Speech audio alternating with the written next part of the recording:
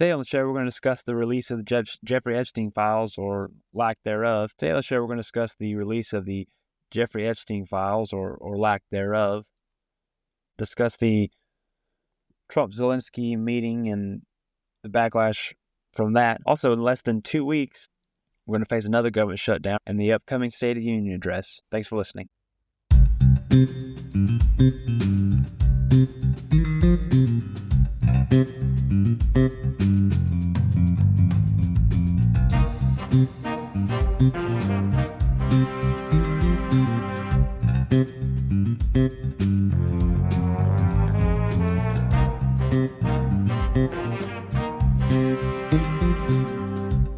AP reporting, Attorney General Pam Bondi on Thursday released government documents related to wealthy financier Jeffrey Epstein. First waves of files posted on the Justice Department's website had largely been circulated in the public domain for years and didn't include any bombshell information. The small batch of documents included copies of flight logs from Epstein's private plane, which had long been available in multiple court cases, and a heavily redacted photocopy of an address book filed by Epstein and long-time confidant Maxwell, which has been cited in media accounts for many years. The Justice Department also released a blacked-out list of names and an evidence list showing entries for more than 150 items, including nude images, messages, tables, sex toys, and other items. There wasn't any indication whether the list from the Epstein case, Maxwell case, or some other investigation. Bondi had teased the documents during a Fox News appearance Wednesday, declaring, "Breaking news right now, you're going to see some Epstein information released." The Justice Department said it was making documents public to show its commitment to transparency. President Donald Trump, who was in office when Epstein was arrested in 2019, he suggested while campaigning last year that he'd seek to open up the government files. But the rollout of the documents, which was first given to political commentators that were asked to visit the White House. These were media influencers. Most of them were conservative media influencers. They showed up at the White House and they were told that they were going to release what they called Phase 1, which was the first phase of multiple phases of the documents. Pam Bondi earlier in the week said that she was going to release them. She made it sound like it was going to be this big bombshell. It was going to be this new information and it was going to, rock the boat. Well, when it came around to Thursday and they handed out these files to these influencers, they walked out and you made it look like it was going to be a big deal. There's a picture of them exiting the White House, holding up the files. Everyone thought, this was going to be a big news. I don't understand, first of all, why they did it like this. Why give it to just individual influencers? Why not release it online for the world to see all at once? I don't understand why they're doing it that way in the first place. But it turned around that there wasn't anything to it, that the files that they gave to these influencers was stuff that was already on the internet, was already widely circulated online, and ended up being a dud. So a lot of people were going back and forth online and trying to figure out what the deal was.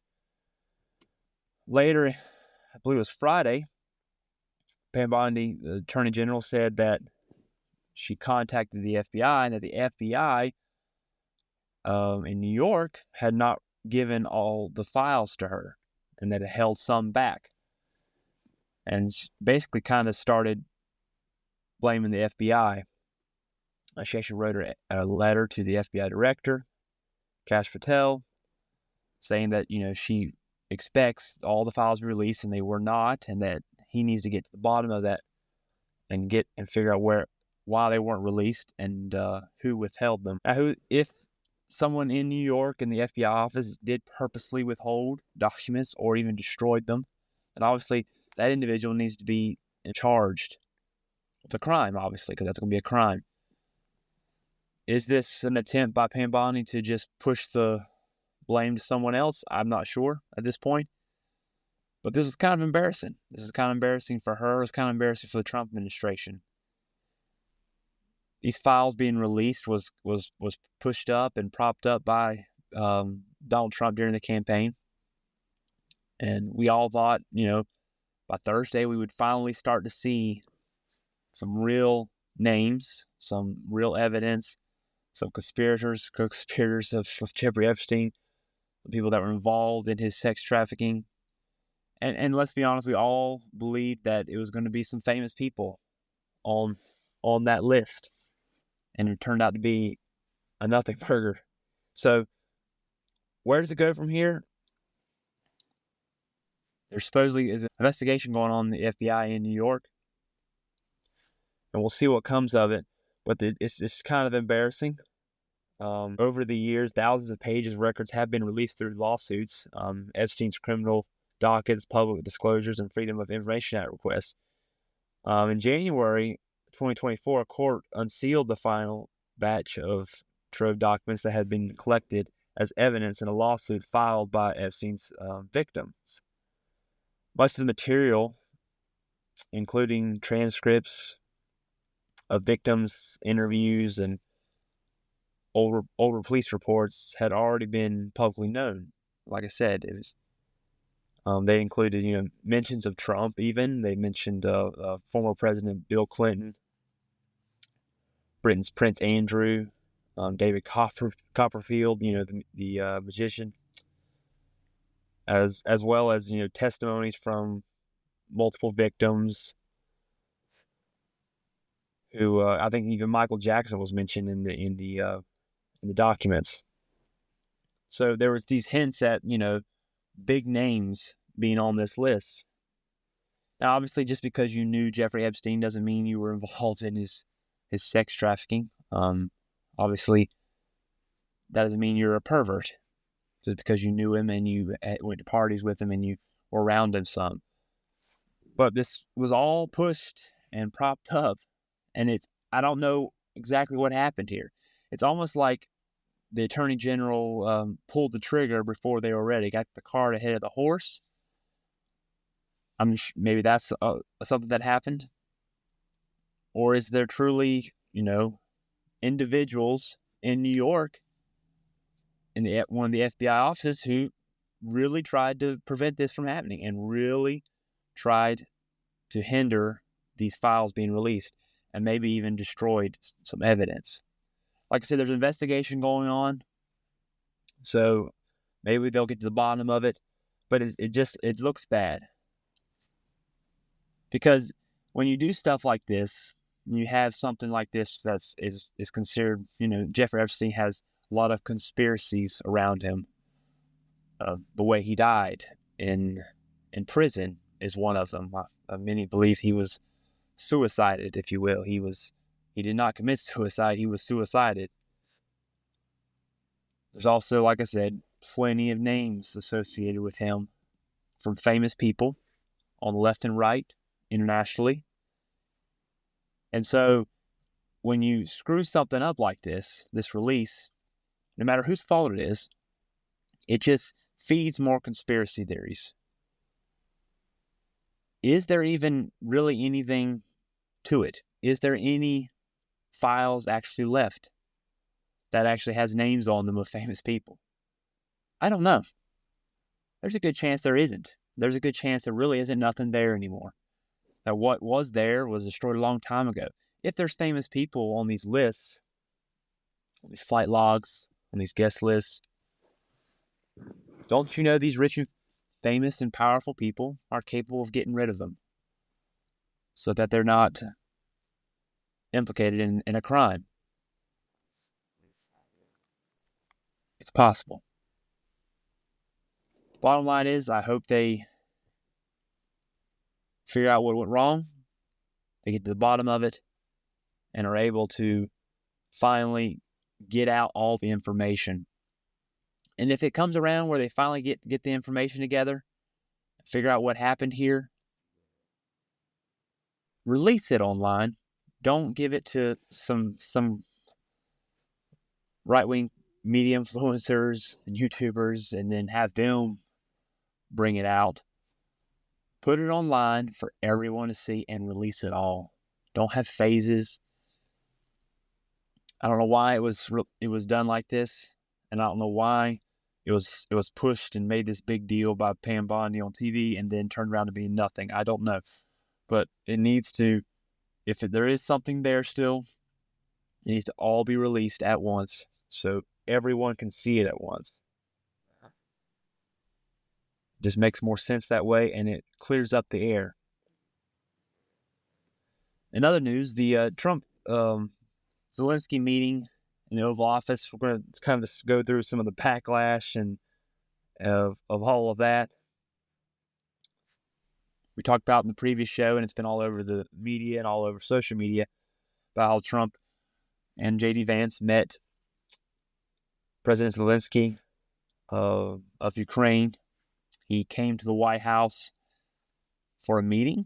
He was there to sign a mineral rights agreement, basically, between the U.S. and Ukraine.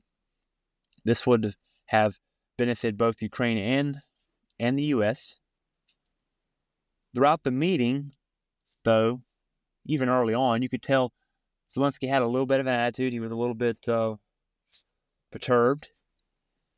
And as the camera started rolling in the Oval Office, he kept on trying to bring up security guarantees. He wanted security guarantees.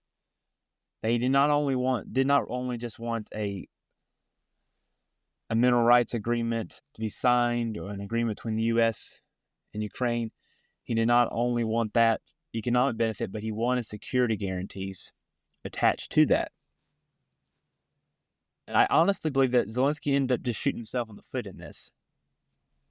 He kept on bringing it back up, and you could tell the president was getting kind of frustrated, but he maintained his coolness throughout it.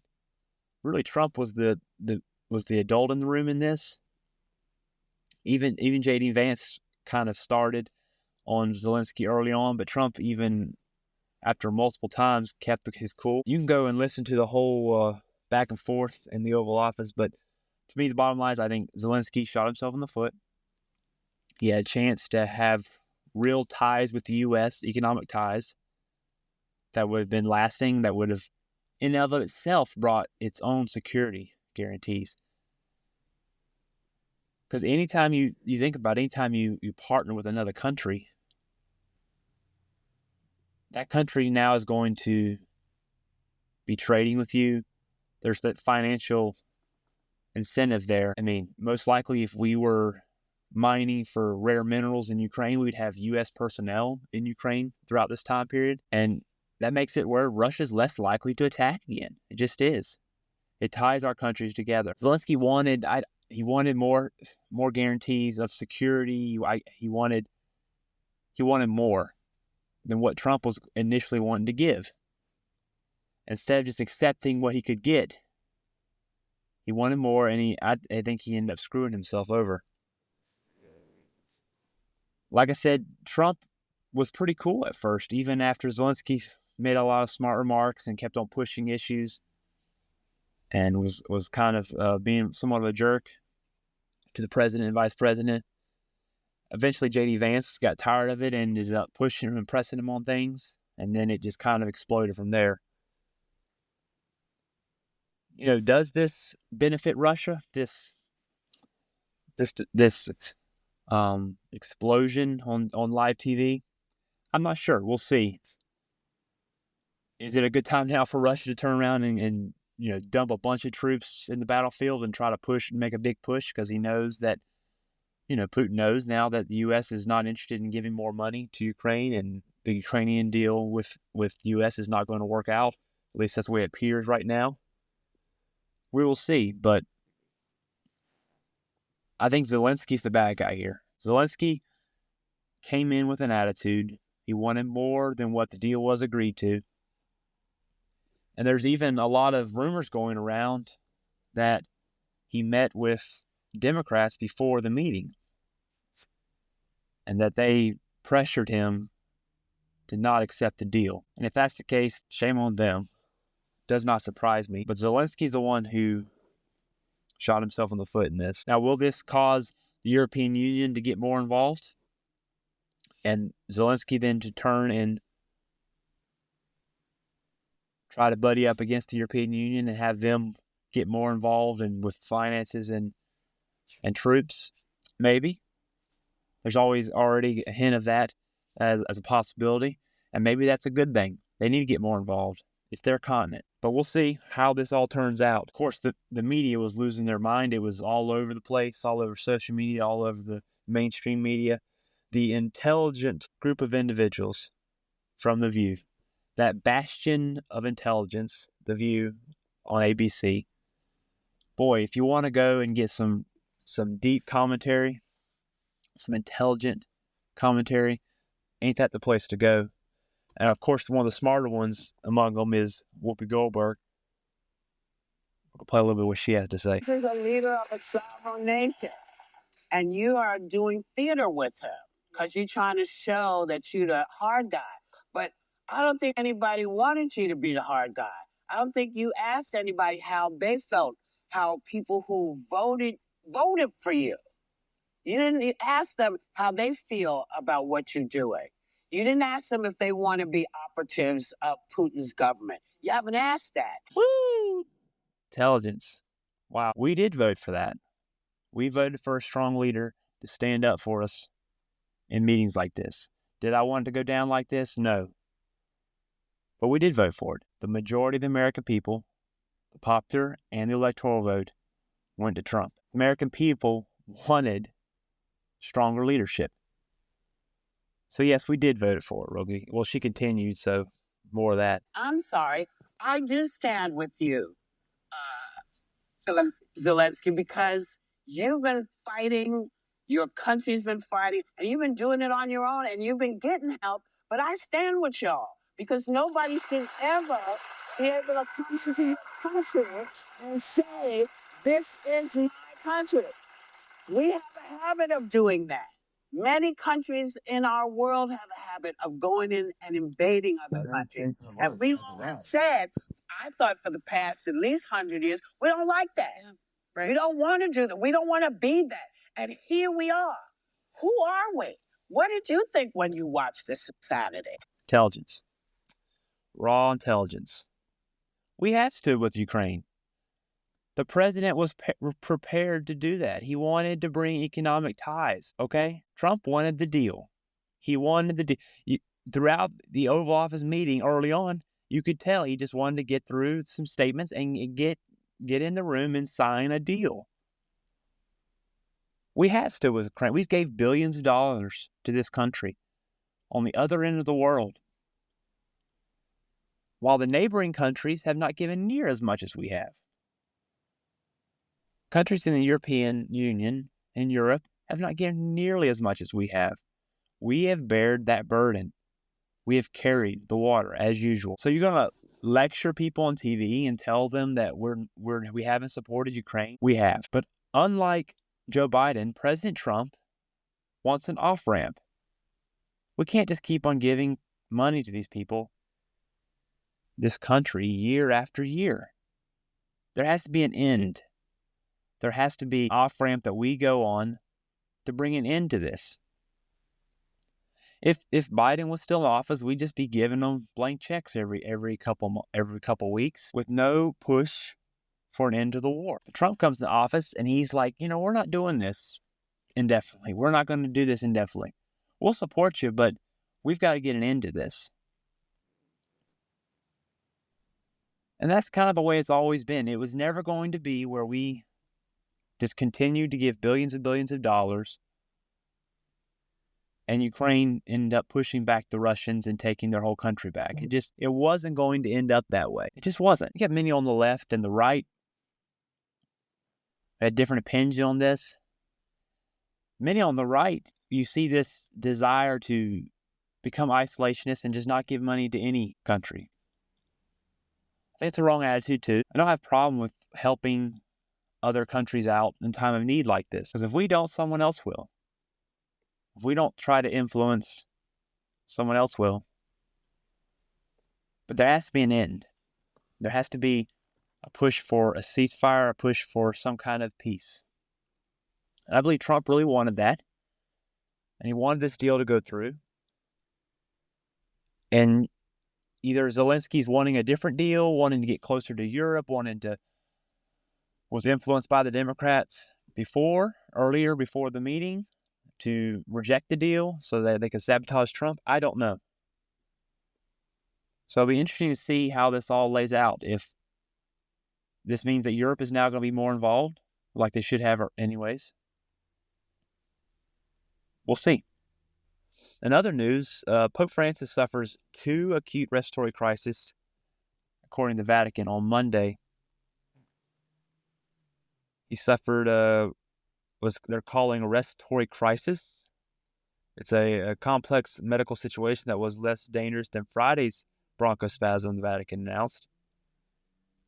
The breathing crisis was caused by significant accumulation of mucus and bronchospasms. In the afternoon, non-invasive mechanical ventilation was resumed. They said in a statement that the Holy Father has always remained vigilant, oriented, and alert, but they remain optimistic. I mean, the Pope, he's 88 years old, I believe. He's been Pope since 2013, 2014. So he's not a young man. I hope he has a full recovery. I wish him the best. I'm not Catholic, but I do wish him the best. I hope he can make a full recovery. Other news, less than 2 weeks to go before another government shutdown. Yes, this is what we need right now. Lawmakers in Congress, this is the Daily Wire reporting this, lawmakers in Congress are once again scrambling to pass a bill to avert a partial government shutdown with a deadline slightly less than 2 weeks away. During an interview on NBC News Meet the Press, Speaker Mike Johnson said the House was working on a continuing resolution, a CR as they call it, that would extend funding at current levels while the Trump administration implements spending cuts to the Department of Government Efficiency. He added, "We are looking to pass a clean CR to freeze funding at current levels to make sure that the government can stay open while we begin to incorporate all these savings that we're finding through DOGE efforts and these other sources of revenue that the president's policies are bringing to the table." For the budget year of 26, for the next fiscal year, you're going to see a very different process, a lot more efficient and effective spending from for the people. We look forward to that, according to Mike Johnson. A partial government shutdown in which non-essential federal employees will be furloughed, while workers performing critical duties such as air traffic control or law enforcement would stay on the job during these government shutdowns like this. With a partial government shutdown, the non-essential employees are no longer getting paid, and the essential ones, like law enforcement, like air traffic control, are kept in place. On Thursday, President Trump called on Congress to pass this new CR that lasts until the fall. He also pinned the government's inability to follow the normal appropriation process in which lawmakers would pass separate bills for federal programs for a given fiscal year. As usual, Sleepy Joe, this is the president saying, he says, "As usual, Sleepy Joe, Biden left us a total mess. The budget from last year is still not done. We are working very hard with the House and Senate to pass a clean and temporary government funding bill." The Republicans had a slim majority in both the House and the Senate, so anytime it gets down to this, it comes down to whether Mike Johnson can keep the entire Republican Party together. And you often have a couple outlier Republicans who just refuse to vote for something like this. So it's going to be a challenge to see if he can keep everybody together. When you don't have enough votes on your party, in this case the Republicans, you end up having to rely on Democrats, and you can't rely on that because they're going to obviously try to prevent this from happening too in their own way, so that way it can come back on Trump. So it's going to be interesting to see. These continuing resolutions, it's like we just keep on kicking the can down the road. We can't get a legit budget in place. And so we just keep on kicking the can down the road. So it always ends up being another battle where we have to deal with it again instead of dealing with the other things. In other news, State of the Union, Trump is to speak before Congress on Tuesday. President Donald Trump is set to speak before a joint session of Congress this week, marking his first address since returning to the White House. This will be the first speech of its kind Trump has made during his second term in office. So it's a State of the Union, but it's not technically a State of the Union in the traditional sense, because traditionally presidents deliver an annual report to Congress informing them about the state of play in the U.S., including like goals and accomplishments and plans for the year ahead. Usually this occurs within the first months of the year and is broadcasted to the entire nation. Trump is expected to talk about what he's done since taking office in January and his agenda for the next 4 years. But the event is set on Tuesday night, will not technically be a State of the Union address. In January, House Speaker Mike Johnson invited Trump to make the address through a letter. And he wrote in the letter, he said, "It is my distinct honor and great privilege to invite you to address a joint session of Congress on Tuesday, March 4th, 2025, the Chamber of the House of Representatives, to share your America First vision for our legislative future." So here's why the event is called a joint congressional address, not technically a State of the Union. The State of the Union is an annual speech given by the president to Congress at the start of most calendar years, providing information on current status of the country. Typically, it's delivered to a joint session of Congress inside the House of Representatives chamber. The address is written into the Constitution but did not become a tradition until 1913, when the former President Woodrow Wilson brought the practice back and shifted its direction to focus on the nation's priorities and achievements. America's first two presidents, interesting enough, George Washington and John Adams, gave annual addresses to Congress, but the tradition stopped when Thomas Jefferson chose to provide the report in writing instead of actually delivering in person. Jefferson, he had a different view on the role of the president. Jefferson felt a formal speech too closely resembled addresses delivered by the British monarchy. In the years since, most of the State Unions have been delivered orally, but some have been done in writing. The first televised one, interesting enough, was President Truman in 1947.